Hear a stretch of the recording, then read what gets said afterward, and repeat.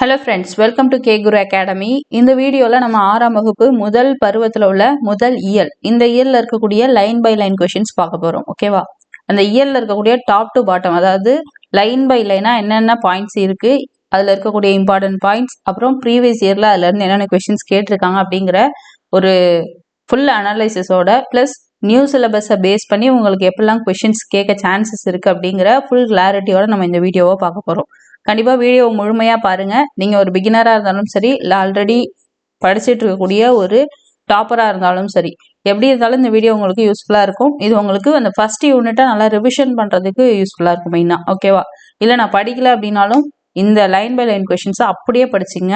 கண்டிப்பாக இதில் எந்த ஆன்சர்ஸும் தவறாக கிடையாது. கொஷினுக்கான ஆன்சர்ஸ் சரியாக இருக்குது. ஏன்னா நான் ஓனாக செக் பண்ணி ஒவ்வொரு கொஷினையும் மேக் பண்ணியிருக்கேன். அதனால எந்த ஒரு மிஸ்டேக்ஸும் இருக்காது.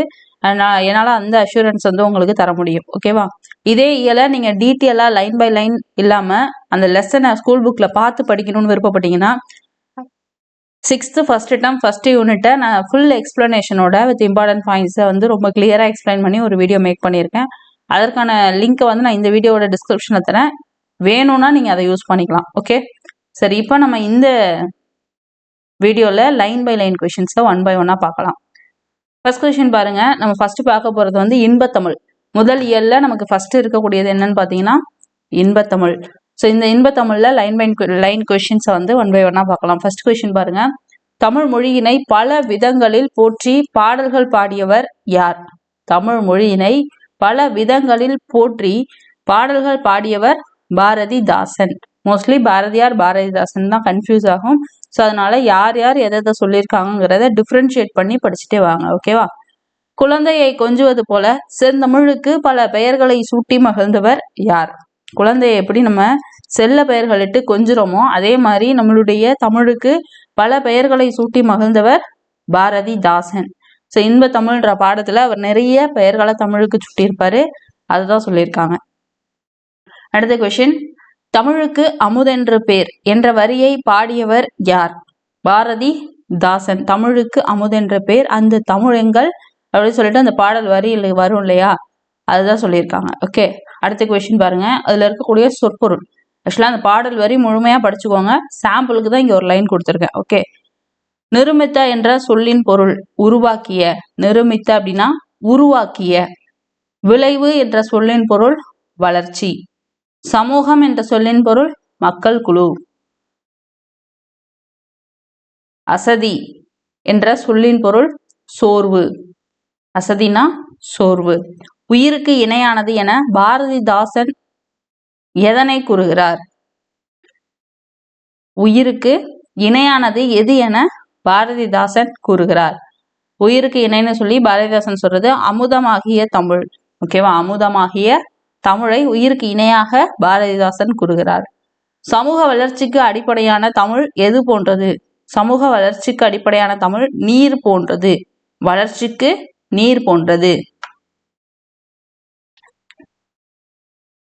அடுத்த கொஸ்டின். இளமைக்கு காரணமான தமிழ் டேஷ் போன்றது.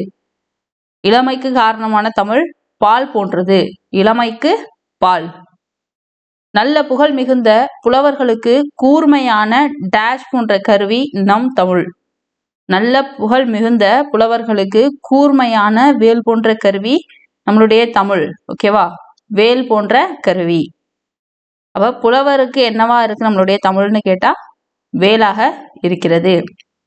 தமிழ் எங்கள் உயர்வுக்கு எல்லையாகிய டேஷ் போன்றது. தமிழ் எங்கள் உயர்வுக்கு எல்லையாகிய டேஷ் போன்றது. வானம். உயர்வுக்கு எல்லைனா வானம். ஓகேவா? அடுத்தது. தமிழ் எங்கள் சோர்வை நீக்கி ஒளிரச் செய்யும் டேஷ் போன்றது என ஆசிரியர் கூறுகிறார். இந்த இடத்துல ஆசிரியர்ன்றது பாரதிதாசனை குறிக்கக்கூடியது. தமிழ் எங்கள் சோர்வை நீக்கி ஒளிரச் செய்யும் தேன் போன்றது. சோர்வு அப்படின்னா அசதி. ஸோ அசதிக்கு சுடர் தந்த தேன் அப்படின்னு பாடல் வரி வரும். அப்ப சோர்வை நீக்கி ஒளிரச் செய்யக்கூடியது தேன். ஓகே, அடுத்தது. அறிவுக்கு துணை கொடுக்கும் தமிழ் எதனை போன்றது? அறிவுக்கு துணை கொடுக்கும் தமிழ் எதனை போன்றது? அறிவுக்கு துணை கொடுக்கிறது தோல். அறிவுக்கு துணை கொடுக்கும் தமிழ் எதனை போன்றது? தோல் போன்றது. அறிவுக்கு தோல். தமிழ் கவிதைக்கு வைரம் போன்ற உறுதிமிக்க டேஷ். தமிழ் கவிதைக்கு வைரம் போன்ற உறுதிமிக்க வாள். கவிதைக்கு வைரத்தின் வாள். பாரதிதாசனுடைய இயற்பெயர் என்ன? பாரதிதாசனுடைய இயற்பெயர் கனக சுப்புரத்தினம். இவர் பாரதியார் பாடல்கள் மீது கொண்ட பற்றின் காரணமாக இவருடைய பெயரை மாத்தி வச்சிருப்பார். ஓகேவா? அடுத்த கொஸ்டினே அதுதான். யார் கவிதைகள் மீது கொண்ட பற்றின் காரணமாக தன் பெயரை பாரதிதாசன் மாற்றிக்கொண்டார்? அதாவது கனக சுப்புரத்தினம் என்ற பெயரை அவர் ஏன் பாரதிதாசன் சொல்லி மாத்திக்கிட்டார்னா, பாரதியார் கவிதைகள் மீது கொண்ட பற்றின் காரணமாக. ஓகே, அடுத்த கொஸ்டின். பாரதிதாசனின் சிறப்பு பெயர்கள். பாரதிதாசனுடைய சிறப்பு பெயர்கள் பாவேந்தர், புரட்சி கவி. பாரதிதாசன் அவர்களுடைய சிறப்பு பெயர் ஒன்று பாவேந்தர், இன்னொன்று புரட்சி கவி. பெண்கல்வி, கைம்பெண் மறுமணம், பொது உடைமை, பகுத்தறிவு முதலான பாடுபொருளில் பாடிய கவி யார்? பாரதிதாசன். பெண்கல்வி, கைம்பெண் மறுமணம், பொது உடைமை, பகுத்தறிவு முதலான பாடுபொருள்களில் பாடிய கவிஞர் யார் அப்படின்னா பாரதிதாசன். புரட்சி கவி என்று போற்றப்படும் கவிஞர் யார்? புரட்சி கவி என்று போற்றக்கூடிய கவிஞர் பாரதிதாசன். இப்பதான் பார்த்தோம். புரட்சி கவி, பாவேந்தர் அப்படிங்கிற அந்த சிறப்பு பெயர்கள் அவருக்கு இருக்கு. அந்த பெயர்களால் அவர் போற்றப்படுகிறார். பாவேந்தர் என்று சிறப்பிக்கப்படுபவர் யார்? பாரதிதாசன். அது இந்த ஆங்கிள் எல்லாம் கொஸ்டின்ஸ் இருக்குங்கிறதுக்காக மாத்தி மாத்தி ஃப்ரேம் பண்ணியிருக்கு. ஓகேவா? அடுத்தது, பாரதிதாசனின் பாடல்களில் உள்ள பகுத்தறிவு கருத்துக்கள் யாவை? மேல பார்த்தோம். என்ன பார்த்தோம்? பெண்கல்வி, கைம்பெண் மறுமணம், பொது உடைமை, பகுத்தறிவு முதலான அந்த கருத்துக்கள்ல பாடல்கள் பாடிய கவிஞர் யாருன்னு பார்த்தோம். இங்க பாரதிதாசன் அவர்கள் இந்த கருத்துக்கள்ல பாடல்கள் எழுதியிருக்காரு அப்படின்னு பாக்குறோம். ஓகேவா? அதே கொஸ்டின் தான், நான் மாத்தி ஆன்சர் கீழையும் மேலையுமா மாறி இருக்கு கொஸ்டினும் ஆன்சரும். ஓகேவா? பெண்கல்வி, கைம்பெண் மறுமணம், பொது உடைமை, பகுத்தறிவு. இன்பத்தமிழ் பாடல் எந்த தலைப்பின் கீழ் இடம்பெற்றுள்ளது? ரொம்ப முக்கியமான ஒரு விஷயம். தலைப்பு, பாடலுடைய தலைப்பு, அந்த பாடல் இடம்பெற்றுள்ள அந்த புத்தகத்தின் அதாவது நூலினுடைய பெயர், இதெல்லாம் டிஃபரன்ஷியேட் பண்ணி படிக்கணும். ஓகேவா? ஏன்னா நமக்கு பாடலுடைய தலைப்பு என்ன? இன்பத்தமிழ். இன்பத்தமிழ்ன்ற பாடல் எந்த தலைப்பின் கீழே இடம்பெற்றிருக்குன்னு கேட்டா தமிழ் அப்படிங்கிற தலைப்பின் கீழே இடம்பெற்றிருக்கு. அடுத்த கொஸ்டின் பாருங்க. தமிழ் என்னும் தலைப்பில் அமைந்த பாரதிதாசன் அவர்களினுடைய பாடல் எந்த நூலில் இடம்பெற்றுள்ளது? அப்ப பாடலுடைய தலைப்பு இன்பத்தமிழ். இது எந்த தலைப்புல இருக்குன்னா தமிழ் அப்படிங்கிற தலைப்புல இருக்கு. இந்த தமிழ்ன்ற தலைப்பு எந்த நூல்ல இருக்குன்னு கேட்டா பாரதிதாசன் கவிதைகள் அப்படிங்கிற நூல்ல இருக்கு. அப்ப அது அப்படியே ரிவைஸ்ல எழுதலாமா? லாஸ்ட்ல இருந்து பாரதிதாசன்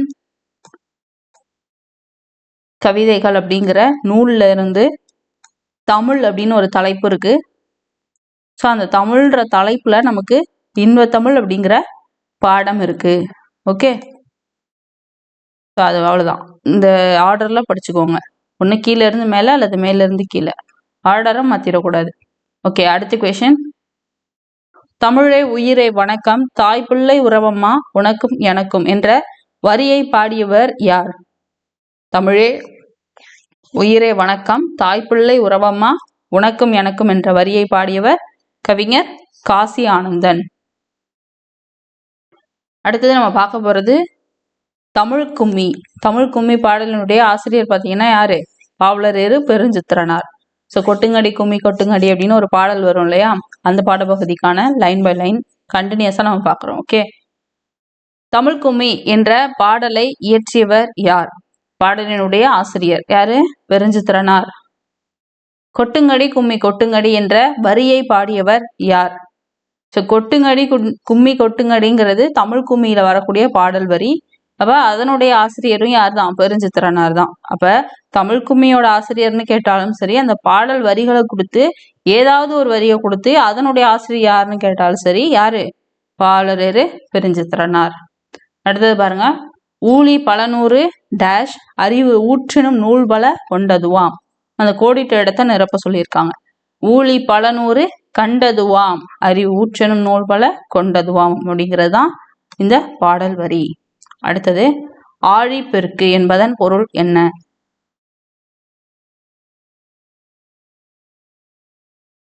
ஆழி அப்படின்னா என்னது? கடல். பெருக்கு, ஆழிப்பெருக்கு அப்படின்னும் பொழுது கடல்கோள். ஆழிப்பெருக்கு என்பதன் பொருள் கடல்கோள். மேதினி என்ற சொல்லின் பொருள் உலகம். மேதினி என்பதன் பொருள் என்ன? உலகம். உள்ளப்பூட்டு என்பதன் பொருள் என்ன? உள்ளப்பூட்டு, உள்ளத்தின் அறியாமை.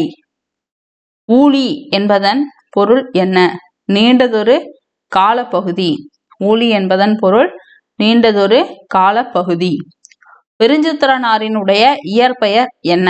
பெருஞ்சித்திரனாரினுடைய இயற்பெயர் மாணிக்கம் அல்லது துரைமாணிக்கம் அப்படின்னு சொல்லலாம். ஓகேவா? 10th வந்து உங்களுக்கு துரைமாணிக்கம் அப்படின்னு இருக்கும்.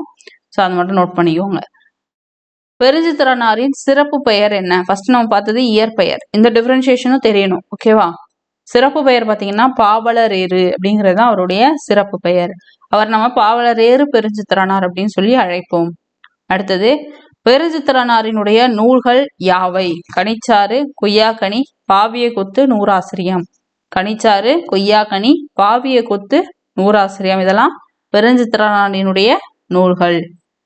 பெருஞ்சித்திரனார் நடத்தி வந்த இதழ்கள் யாவை?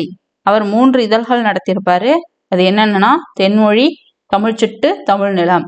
இதுல இருந்து பொருந்தாத இணை கேட்கலாம். பொருந்தாதது எது அப்படின்னு இந்த செட் ஆஃப் வேர்ட்ஸ்ல இருந்து உங்களுக்கு என்ன பண்ணலாம், மாத்தி கொடுத்து இதுல எது மிஸ் மேட்ச் அப்படின்னு கேட்பாங்க. ஸோ அதுக்கு தகுந்த மாதிரி பார்த்துக்கணும். அவர் நடத்தி வந்த இதழ்கள் தென்மொழி, தமிழ்ச்சிட்டு, தமிழ் நிலம். கொட்டுங்கடி கும்மி கொட்டுங்கடி என்ற பாடல் எந்த நூலில் இடம்பெற்றுள்ளது? கொட்டுங்கடி கும்மி கொட்டுங்கடி என்ற பாடல் எந்த நூலில் இடம்பெற்றுள்ளதுன்னா கனிச்சாறு என்ற நூலில் இடம்பெற்றுள்ளது. இந்த கனிச்சாறு எத்தனை தொகுதிகளை கொண்டது? கனிச்சாறு அப்படிங்கிற நூல் பார்த்தீங்க அப்படின்னா 8 தொகுதிகளை கொண்டுள்ளது. தனித்தமிழையும் தமிழ் உணர்வையும் பரப்பிய பாவலர் யார்? இதுலயே ஆன்சர் இருக்கு. பாவலரேறு பெருஞ்சித்திரனார். ஓகேவா? தனித்தமிழையும் தமிழ் உணர்வையும் பரப்பிய பாவலர் யார்? பெருஞ்சித்திரனார். வான் தோன்றி வழி தோன்றி என்ற வரியை பாடியவர் யார்? வான் தோன்றி வழி தோன்றி என்ற வரியை பாடியவர் யார்? வாணிதாசன். இந்த பாடல் வரி பார்த்தீங்க அப்படின்னா தோன்றி தோன்றி அப்படின்னு வரும். கடைசி 2 வரி மட்டும் கொஞ்சம் வித்தியாசமா இருக்கும். அதை ஸ்பெஷலா நோட் பண்ணிக்கணும். ஓகேவா? அடுத்தது, மேதினி என்பதன் பொருள் என்ன? இது நம்ம ஆல்ரெடியே பார்த்தோம். என்னது? உலகம். மேதினி என்ற சொல்லின் பொருள் உலகம். அடுத்தது, வளர்தமிழ் அப்படிங்கிற பாடத்துல உள்ள லைன் பை லைன் கொஸ்டின்ஸை கண்டினியூஸா பார்க்க போறோம். ஓகேவா? மனிதரை பிற உயிரினங்களிடமிருந்து வேறுபடுத்தி காட்டுவது மொழி. மனிதர்களாகிய நம்மை பிற உயிரினங்களிடமிருந்து வேறுபடுத்தி காட்டக்கூடியது எதுன்னு கேட்டா மொழி. உலகில் எத்தனை மொழிகள் உள்ளன? உலகில் எத்தனை மொழிகள் உள்ளன? 6000த்திற்கும் மேற்பட்ட மொழிகள். நம்மளுடைய உலகில 6000த்திற்கும் மேற்பட்ட மொழிகள் இருக்கு. அடுத்த கொஸ்டின், செம்மை மிக்க மொழி அதாவது செம்மொழி எது அப்படின்னு கேட்டா தமிழ். நம்மளுடைய தமிழ் மொழிக்கு எந்த ஆண்டு செம்மொழி அந்தஸ்து கொடுக்கப்பட்டது அப்படிங்கிறது தெரியும்னா கமெண்ட்ஸ்ல பின் பண்ணுங்க. ஓகேவா? சரி, போஸ்ட் பண்ணுங்க. மொழியினுடைய வடிவம் என்ன? மொழியினுடைய வடிவம் எழுத்து வடிவம், பேச்சு வடிவம். மொழியானது 2 வடிவங்களில் உள்ளது. ஒன்று எழுத்து வடிவம், மற்றொன்று பேச்சு வடிவம். பாரதியார் தமிழ் மொழியை எவ்வாறு சிறப்பிக்கிறார்? பாரதியார் தமிழ் மொழியை எவ்வாறு சிறப்பிக்கிறார்? யாமறிந்த மொழிகளிலே தமிழ் மொழி போல் இனிதாவது எங்கும் காணோம். யாமறிந்த மொழிகளிலே தமிழ் மொழி போல் இனிதாவது எங்கும் காணோம் என்று பாரதியார் அவர்கள் நம்மளுடைய தமிழ் மொழியை சிறப்பிக்கிறார். தமிழ் மொழியின் இனிமையை பாடிய கவி யார்? தமிழ் மொழியினுடைய இனிமையை பாடிய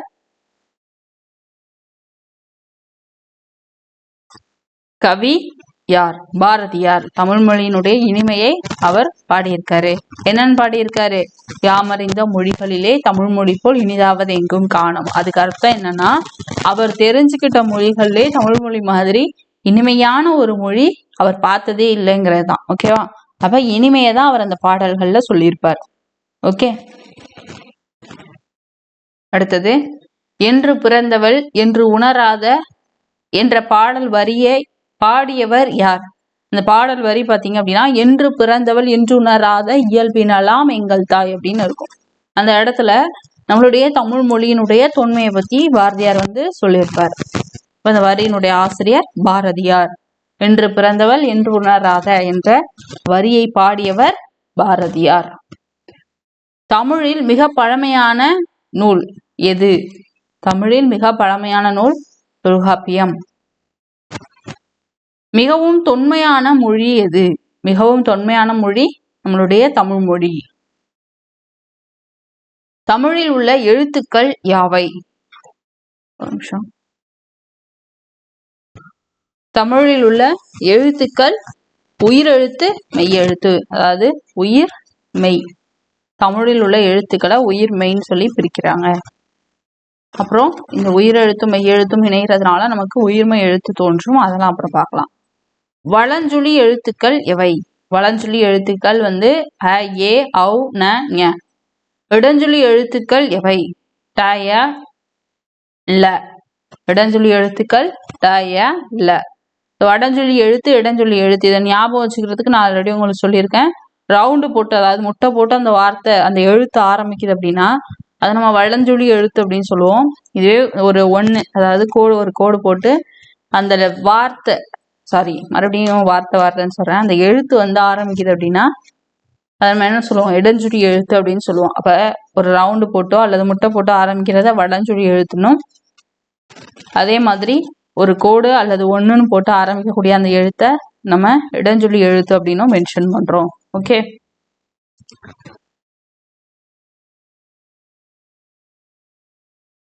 அடுத்தது தமிழன் கிளவியும் அதனோரற்றே என்ற வரி இடம்பெற்றுள்ள நூல் எது? தமிழன் கிளவியும் அதனோரற்றே என்ற வரி இடம்பெற்றுள்ள நூல் தொல்காப்பியம். இதுல இந்த வரிகள்ல பாத்தீங்கன்னா தமிழ் அப்படிங்கிற வார்த்தை முதல்ல இடம்பெற்றது. அப்ப தமிழ்ன்ற வார்த்தை முதல்ல இடம்பெற்ற நூல் எதுன்னு கேட்டா தொல்காப்பியம். அப்படியும் மாத்தி கேட்பாங்க. ஓகே, அதுவும் தெரிஞ்சிருக்கணும். அடுத்தது பாருங்க, இமிழ்கடல் வேலியை தமிழ்நாடு ஆக்கிய என்ற வரி இடம்பெற்ற நூல் எது? இமிழ்கடல் வேலியை தமிழ்நாடு ஆக்கிய என்ற வரி இடம்பெற்ற நூல் சிலப்பதிகாரம். அதுவும் பர்டிகுலரா வஞ்சிகாண்டத்துல இடம்பெற்றுள்ளது. இந்த பாடல் வரிகளை பொறுத்த வரைக்கும் உங்களுக்கு தமிழ்நாடு அப்படிங்கிற வார்த்தை இடம்பெற்றிருக்கு. அப்ப இந்த தமிழ்நாடு அப்படிங்கிற அந்த வார்த்தை முதல்ல இடம்பெற்றுள்ள நூல் எதுன்னு கேட்டாங்க அப்படின்னா சிலப்பதிகாரம். அதுலயும் பர்டிகுலரா எந்த காண்டம்னு கேட்டாங்கன்னா வஞ்சி காண்டம். ஓகே. அடுத்தது தமிழன் கண்டாய் என்ற வரி இடம்பெற்றுள்ள நூல் எது? தமிழன் கண்டாய் என்ற வரி இடம்பெற்றுள்ள நூல் அப்பர் தேவாரம். இதுல இந்த தமிழன்ற வார்த்தை முதலா இடம்பெற்றுள்ளது. இப்ப தமிழன்ற வார்த்தை முதலா இடம்பெற்ற நூல்னு கேட்டாலும் என்னது? அப்பர் தேவாரம். அடுத்தது சீர்மை என்ற சொல்லின் பொருள் என்ன? சீர்மை என்பது உங்களுக்கு ஒழுங்குமுறையை குறிக்கக்கூடிய சொல்லாக இருக்கும். சீர்மை என்பது ஒழுங்குமுறையை குறிக்கக்கூடிய சொல். உயர்திணையில் நம் முன்னோர்கள் எவ்வாறு இதுல ஒரு மிஸ்டேக் இருக்கு. உயர்திணையினுடைய எதிர்ச்சொல்ல, அதாவது உயர்திணைக்கு ஆப்போசிட்டா உள்ளதை நம்மளுடைய முன்னோர்கள் எப்படி அழைத்தனர்? அக்ரிணை என்று அழைத்தனர். கொஞ்சம் மிஸ்டேக் இருக்கு, அதை மட்டும் கரெக்ட் பண்ணிக்கோங்க. கொஸ்டின் கொஞ்சம் ராங்கா இருக்கு. உயர்திணைக்கு ஆப்போசிட்டா நம்ம என்னன்னு சொல்லுவோம்? தாழ்திணைன்னு பொதுவா சொல்லுவோம். ஆனா அந்த மாதிரி சொல்லாம நம்மளுடைய முன்னோர்கள் என்ன பண்ணாங்க அப்படின்னா அதை தாழ்திணைன்னு சொல்லாம அக்ரிணை அப்படின்னு சொல்லியிருக்காங்க. உயர்திணை அக்ரிணை அப்படின்னு சொல்லி 2 விதமா பிரிச்சிருக்காங்க. ஓகே, அடுத்தது பாருங்க. உயர்திணைக்கு ஆப்போசிட் என்னன்னா அக்ரிணை. சரி, இப்ப அக்ரிணை என்பதை பிரித்து எழுதும்போது நமக்கு என்ன கிடைக்கும்? அல் பிளஸ் திணை என்று கிடைக்கும். அக்ரிணையை பிரித்து எழுதும்போது அல் பிளஸ் திணை என்று கிடைக்கும். இந்த அல் பிளஸ் திணை அப்படின்னா உயர்வு அல்லாத திணை அப்படின்னு பொருள். அல் பிளஸ் திணைனா என்னது? உயர்வு அல்லாத திணை என்று பொருள். அடுத்தது பாகற்காய் கசப்பு சுவையுடையது. அப்ப அதை நம்ம என்னன்னு சொல்லணும்? கசப்பு காய்னு சொல்லணும். ஆனா அதை நம்ம என்னன்னு சொல்றோம்? இனிப்பு அல்லாத காய் அப்படின்னு சொல்லி சொல்றோம். ஆனா அதை பிரிக்கும் பொழுது நமக்கு அந்த சொல் எப்படி பிரியும்? பாகு பிளஸ் அல் பிளஸ் காய். இது நிறைய தடவை ப்ரீவியஸ் இயர்ல கேட்டிருக்காங்க. ஓகேவா? பாகு பிளஸ் அல் பிளஸ் காய் அப்படின்னு வரும். அடுத்தது பாருங்க, சங்க இலக்கிய நூல்கள். சங்க இலக்கியங்கள் என்னது? 8 தொகை 10 பாட்டு. நெக்ஸ்ட், தமிழின் பழங்கால இலக்கண நூல்கள் என்னன்னா தொல்காப்பியமும் நன்னூலும். தொல்காப்பியம் நன்னூல். தமிழின் அறநூல்கள் சில. அறநூல்கள் வந்து திருக்குறள், நாலடியார், அதான் சொல்லுவாங்க 4ம் 2ம் அப்படின்னு சொல்லி இந்த பாடல் வரி கூட வரும். அடுத்தது தமிழினுடைய காப்பியங்கள். காப்பியம்னு பாத்தீங்கன்னா சிலப்பதிகாரம், மணிமேகலை. மா என்னும் சொல்லின் பொருள் யாவை? மா என்னும் சொல்லின் பொருள் மரம், விலங்கு, பெரிய, திருமகள், அழகு, அறிவு, அளவு, அழைத்தல், துகள், மேன்மை, வயல், வண்டு. மா என்ற சொல்லின் பொருள் மரம், விலங்கு, பெரிய, திருமகள், அழகு, அறிவு, அளவு, அழைத்தல், துகள், மேன்மை, வயல், வண்டு. அடுத்தது தமிழ் மொழியினுடைய வகைகள் யாவை?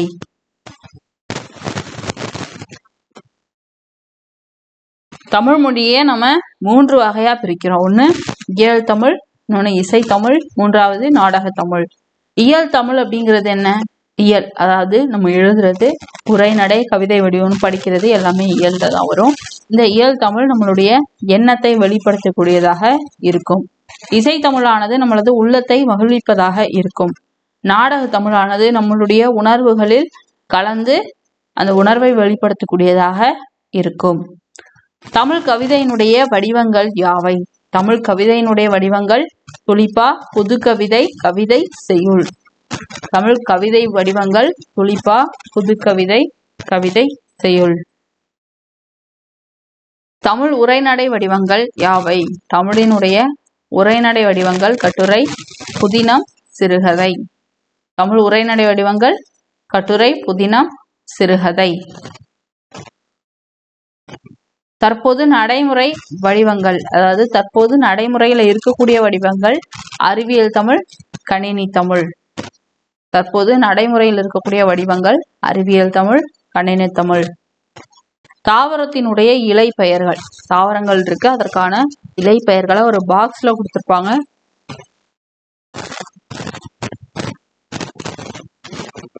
அந்த பாக்ஸ் வந்து ரொம்ப ரொம்ப முக்கியமானது. ஓகேவா? அதுதான் நம்ம பார்க்க போறோம். ஆள் இலை, அரசு இலை, மா இலை, பலா இலை, வாழை இலை, அகத்திக்கீரை, பசலைக்கீரை, முருங்கைக்கீரை, அரகு புல்லு, கோரப்புல்லு, நெல்தாள், வரகு தாள், மல்லி தழை, சப்பாத்தி கள்ளி, மடல், தாழை, மடல், கரும்பு தோகை, நாணல் தோகை, பனை ஓலை, தென்னை ஓலை, கமுகு அப்படின்னா பாக்கு அப்படின்னு சொல்லுவோம். அதனுடைய இலை பெயர் பார்த்தீங்க அப்படின்னா கூந்தல். இது அப்படியே ஒரு புக் இல்லாதவங்க ஸ்கிரீன்ஷாட் போட்டு கூட வச்சுக்கோங்க. ஓகேவா? அடுத்தது தமிழ் எண்கள். கானா 1, 2க்கு வந்து ஊ மாதிரி போடுவோம். 3க்கு பார்த்தீங்கன்னா அந்த ஞா போடுறதுல பாதியிலே நிப்பாட்டிடுவோம். 4 பொறுத்த வரைக்கும் உங்களுக்கு சா மாதிரி போட்டு மேலே கொண்டு போயிடும். 5க்கு வந்து ரூ, நார்மலாக ரூ போடுறது தான். 6க்கு பார்த்தீங்கன்னா சாவண்ணா போடுவோம், ஆனால் பக்கத்தில் துணைக்கால் வந்து பக்கத்தில் இருக்கிற மாதிரி போடணும். 7க்கு வந்து ஏனா, 8க்கு ஆனா, 9க்கு பார்த்தீங்கன்னா கூவண்ணா போடுவோம் இல்லையா, அது எப்படி போடுவோம், இப்படி போடுவோம். ஆனால் இங்கே என்ன பண்ணோம்னா இந்த மாதிரி விட்டுறணும், இதை இழுக்கக்கூடாது. ஓகேவா? இதே மாதிரி 1லேருந்து 9 வரைக்கும் தெரிஞ்சால் போதும். அப்புறம் நீங்கள் எவ்வளோ பெரிய நம்பருக்கும் இந்த தமிழ் எண்களை எழுத முடியும். ஓகே, ஸோ உதாரணத்துக்கு 457 இந்த எண்ணுக்கான தமிழ் எண் என்ன அப்படிங்கிறத கமெண்ட்ஸில் சொல்லுங்க. ஓகேவா? சரி, அடுத்தது 2000 ஆண்டுகளுக்கு முன்பாக தமிழ் வழக்கில் உள்ள தமிழ் சொற்கள். ஓகேவா? 2000 ஆண்டுகளுக்கு முன்பாக வழக்கத்தில் உள்ள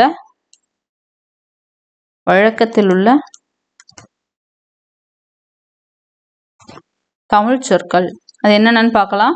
அது என்ன கொடுத்துருக்காங்கன்னா இந்த பாக்ஸ் கண்டிப்பாக படிச்சு தான் ஆகணும். நீங்கள் அதில் இந்த நம்பர் தேவையில்லை, சரியா? ஜஸ்ட் எந்த சொல் எந்த நூலில் இருக்குது அப்படிங்கிறத மட்டும் நீங்கள் தெரிஞ்சிட்டா போதும். வேளாண்மை அப்படிங்கிறது கலித்தொகையிலையும் திருக்குறள்லையும் உள்ளது.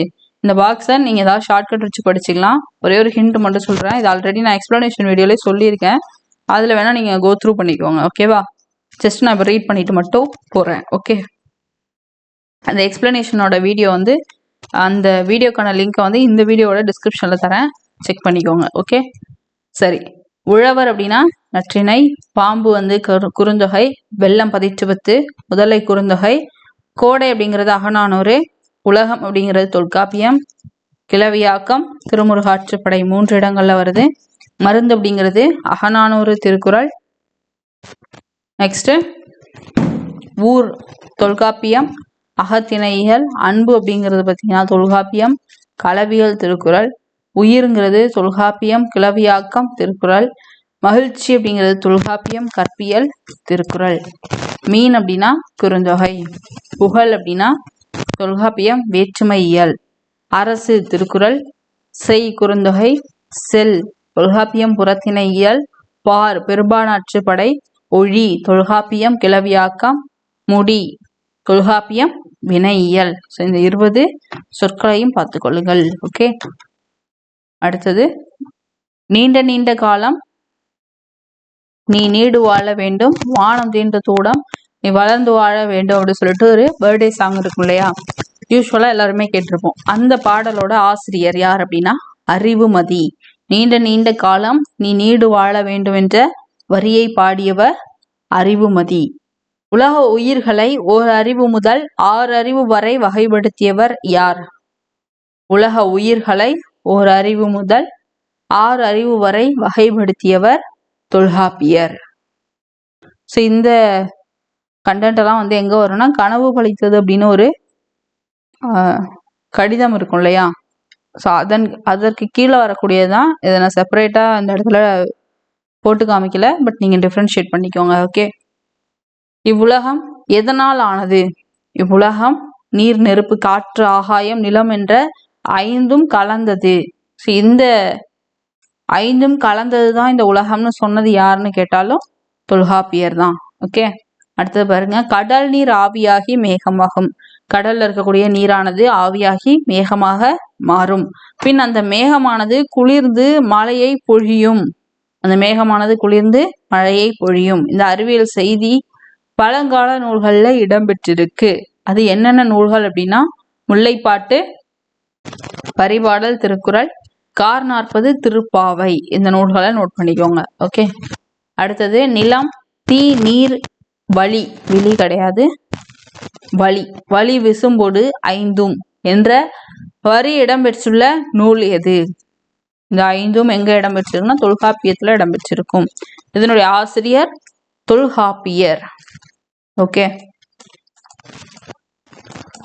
நெக்ஸ்ட் கடல் நீர் முகந்த கமஞ்சூல் எழிலி என்ற வரி இடம்பெற்ற நூல் கார் 40.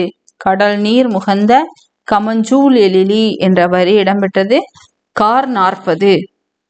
ஆழ அமுக்கி முகக்கினும் ஆழ்கடல் நீர் நாளி முகவாது நாள் நாளி என்ற வரியை கூறியவர் யார்னா ஔவையார். ஆழ அமுக்கி முகக்கினும் ஆழ்கடல் நீர் என்று கூறியவர் ஔவையார். நெக்ஸ்ட் நெடு வெள்ளூசி நெடுவசி பரந்தவடு. நெடு வெள்ளூசி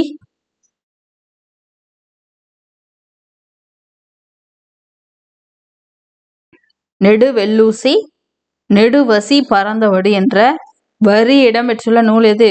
10. வீரர் ஒருவரினுடைய காயத்தை வெண்ணிற ஊசியால் தைத்த செய்தி அந்த நெடுவெள்ளூசி நெடுவசி பரந்தவடு அப்படிங்கிற அந்த பாடல் வரிகள்ல இடம்பெற்றிருக்கும். அது இந்த நூல் தான் என்னது? 10.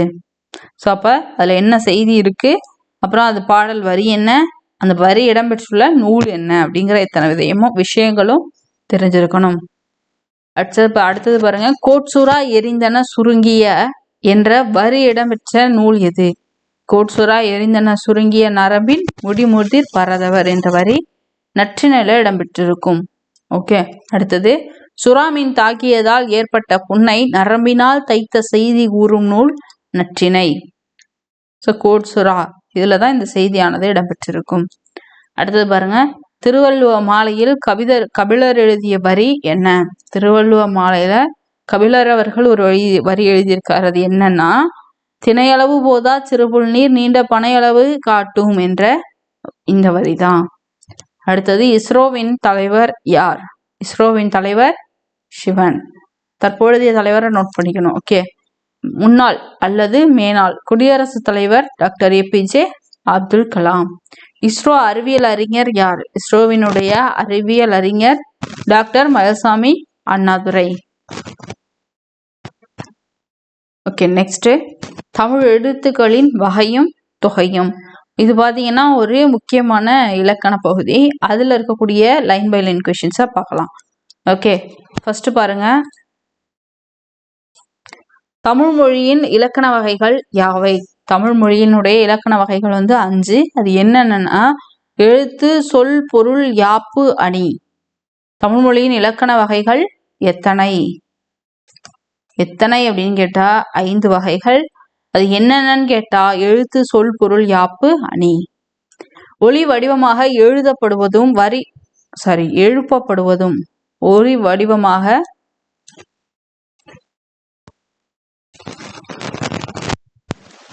வடிவமாக எழுப்பப்படுவதும் வரி வடிவமாக எழுதப்படுவதும் என்னது? எழுத்து. உயிருக்கு முதன்மையானது காற்று. இயல்பாக காற்று வெளிப்படும் போது டேஷ் எழுத்துக்கள் பிறக்கும். உயிர் எழுத்துக்கள். இயல்பு நிலையில் இருக்கும் பொழுது காற்று வெளிப்படும் பொழுது என்னென்ன எழுத்துக்கள் பிறக்கும் அப்படின்னா உயிர் எழுத்துக்கள். உயிர் எழுத்துக்கள் எவ்வாறு பிறக்கின்றன? வாயை திறத்தல், உதடுகளை விரித்தல், உதடுகளை குவித்தல். வாயை திறக்கிறது ஆ அப்படின்னு திறக்கிறது, உதடுகளை விரிக்கிறது ஈ அப்படின்னும் போது உதடு என்ன ஆகும்? விரியும். உதடுகளை குவிக்கிறது ஊ அப்படின்னும் போது உதடானது குவியும். இது மாதிரி வாயை திறத்தல், உதடுகளை விரித்தல், உதடுகளை குவித்தல் என்ற செயல்பாடுகளின் மூலமாக நம்முடைய உயிர் எழுத்துக்களானது பிறக்கிறது. உயிரெழுத்துக்கள் என்ன? உயிரெழுத்துக்கள் ஆனால இருந்து அவ்வளோ வரைக்கும் இருக்கக்கூடிய 12 எழுத்துக்கள். ஆயுத எழுத்து ஒண்ணு இருக்கும், அது அக்கண்ணா. ஓகே, அடுத்தது உயிரெழுத்துக்களினுடைய பிரிவு. உயிரெழுத்துக்களை நம்ம 2 விதமா பிரிக்கலாம். ஒன்று குறில் எழுத்து, இன்னொன்று நெடில் எழுத்து. உயிரெழுத்துக்களின் பிரிவு குறில் மற்றும் நெடில். மாத்திரை என்றால் என்ன? மாத்திரை என்றால் என்ன? ஒரு எழுத்து ஒலிக்கக்கூடிய கால அளவு தான் என்னது? மாத்திரை. ஒரு எழுத்து ஒலிக்கக்கூடிய கால அளவு தான் என்னது? மாத்திரை. ஒரு மாத்திரையின் கால அளவு என்ன? ஒரு மாத்திரை அப்படிங்கிறது ஒரு முறை நாம் கண் இமைக்கவோ அல்லது ஒரு முறை கை நொடிக்கவோ ஆகக்கூடிய காலம் அப்படிங்கிறது தான் ஒரு மாத்திரை. குறில் எழுத்துக்களை ஒலிக்கும் கால அளவு என்ன? குறில் எழுத்துக்களை நம்ம ஒரு மாத்திரை அளவுல ஒலிக்கிறோம். நெடில் எழுத்துக்களின் ஒலிக்கும் கால அளவு என்ன? நெடில் எழுத்தை நம்ம 2 மாத்திரை அளவுல ஒலிக்கிறோம். மெய் எழுத்துக்களை ஒலிக்கும் கால அளவு என்ன? மெய் எழுத்துக்கு அரை மாத்திரை. மெய் என்றால் டேஷ் என பொருள்படும். மெய் அப்படின்னா உடம்பு. மெய் எழுத்துக்களினுடைய பிரிவு நம்ம 3 விதமா பிரிக்கிறோம். உயிரெழுத்துக்களை நம்ம எப்படி பிரிச்சோம்? குரல் நெடில்னு 2 விதமா தான் பிரிச்சோம். ஆனா இங்க மெய்யெழுத்துக்களை நம்ம 3 விதமா பிரிக்கிறோம். ஒன்று வல்லினம், மெல்லினம், இடையினம். வல்லினம், மெல்லினம், இடையினம். மொத்தம் 18 எழுத்துக்கள். உயிரெழுத்துக்கள் மொத்தம் 12 எழுத்து. வல்லின எழுத்துக்கள் யாவை? கசட தபரன்னு சொல்லுவோம் இல்லையா? இக்கு, இச்சிட்டு, இத்து, இப்பு, இரு. இந்த 6 எழுத்துக்கள் தான் என்னது? வல்லின எழுத்துக்கள். இந்த 6 எழுத்துக்களும் எப்படி ஒலிக்குதுன்னு கேட்டா வன்மையாக ஒலிக்கிறது. இந்த 6 எழுத்துக்களும்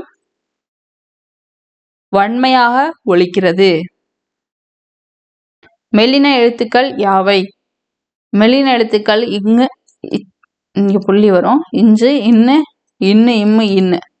இந்த 6 எழுத்துக்களும் மெல்லின எழுத்துக்கள். இது மென்மையாக ஒலிக்கக்கூடிய 6 எழுத்து. இடையின எழுத்துக்கள் யாவை? ஈரு, இவ்வு, இல்லு, இல்லு. இதனுடைய இந்த 6 எழுத்துக்களும் என்னது? இடையின எழுத்துக்கள். வன்மையாகவும் இல்லாமல் மென்மையாகவும் இல்லாமல் இரண்டிற்கும் இடைப்பட்டு ஒலிக்கக்கூடியது இந்த இடையின எழுத்து. ஆயுத எழுத்துக்களினுடைய ஒலிக்கும் கால அளவு என்ன? ஆயுத எழுத்து பொறுத்த வரைக்கும் உங்களுக்கு அரை மாத்திரை வரும். ஓகே, மெய்யெழுத்துக்கள் மொத்தம் 18, உயிரெழுத்துக்கள் 12, ரெண்டும் சேர்த்து உங்களுக்கு 216 உயிர்மை எழுத்துக்கள் உருவாகும். உயிர்மை எழுத்துக்களினுடைய பிரிவு. உயிர்மை குரில், உயிர்மை நெடில்.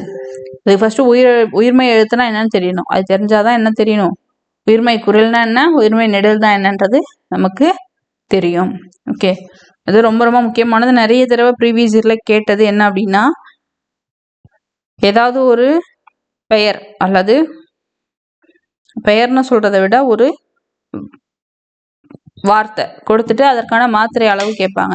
ஏன் கபிலர் அப்படிங்கிற பெயரை கொடுத்துருக்காங்க. இதே பெயரை நிறைய தடவை கூட கேட்டிருக்காங்க. கபிலர் என்ற அந்த சொல்லுக்கான மாத்திரை அளவு 3½ மாத்திரை.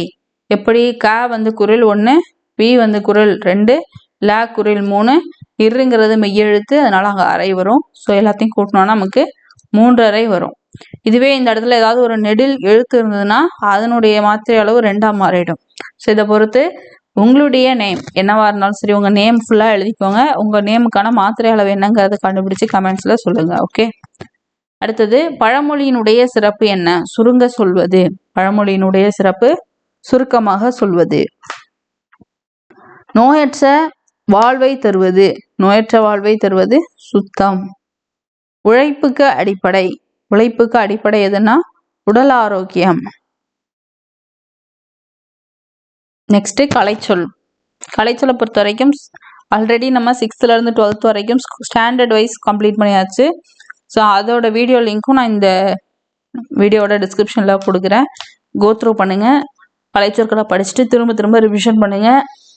ஏன்னா டைரெக்டாக ஸ்கூல் புக்லேருந்து கேட்கக்கூடிய கலைச்சொற்கள் ரொம்ப ரொம்ப முக்கியமானது. வலஞ்சுழி அப்படின்னா கிளாக் வைஸ், இடஞ்சுழி அப்படின்னா ஆன்டி கிளாக் வைஸ். இணையம் இன்டர்நெட். தேடுபடி தேடுபொறி அப்படின்னா சர்ச் என்ஜின். தேடுனா சர்ச், என்ஜின் அப்படின்னா பொறி. முகநூல் ஃபேஸ்புக். முகம்னா ஃபேஸ், நூல்னா புக்கு. குழனம் வாட்ஸ்அப். குரல் தேடல் வாய்ஸ் சர்ச். தொடுதிரை டச் ஸ்கிரீன். செயலி ஆப். மின்னஞ்சல் இமெயில். ஓகே, ஸோ கலைச்சொற்கள் ரொம்ப ரொம்ப முக்கியம். நான் சொன்ன மாதிரி கலைச்சொற்கள் வீடியோ டிஸ்கிரிப்ஷனில் தரேன். அப்புறம் இந்த யூனிட்டுக்கான யூனிட் 1, ஸோ இந்த யூனிட்டுக்கான எக்ஸ்ப்ளனேஷன் வீடியோ இருக்குல்லையா, அதையும் நான் டிஸ்கிரிப்ஷனில் தரேன். 2ல் எது வேணுமோ நீங்கள் யூஸ் பண்ணிக்கோங்க. அடிக்கடி இந்த லெசனை ரிவிஷன் பண்ணுங்கள். ஏன்னா 6th தானே அப்படின்னு அலட்சியமாக இருக்க முடியாது. இதுலேருந்து உங்களுக்கு தெரியாத கொஷின்ஸ் வரும். ஓகே, சரி. ஓகே ஃப்ரெண்ட்ஸ், இவ்வளோ நேரம் நம்ம பார்த்த இந்த கொஷின்ஸ் எல்லாமே உங்களுக்கு யூஸ்ஃபுல்லாக இருக்கும்னு நம்புகிறேன். அண்ட் இதே மாதிரி வேறொரு தகவலோடு உங்களை சந்திக்கும் வரை உங்களிடமிருந்து விடைபெறுவது Kamali from K Guru academy. Thank you.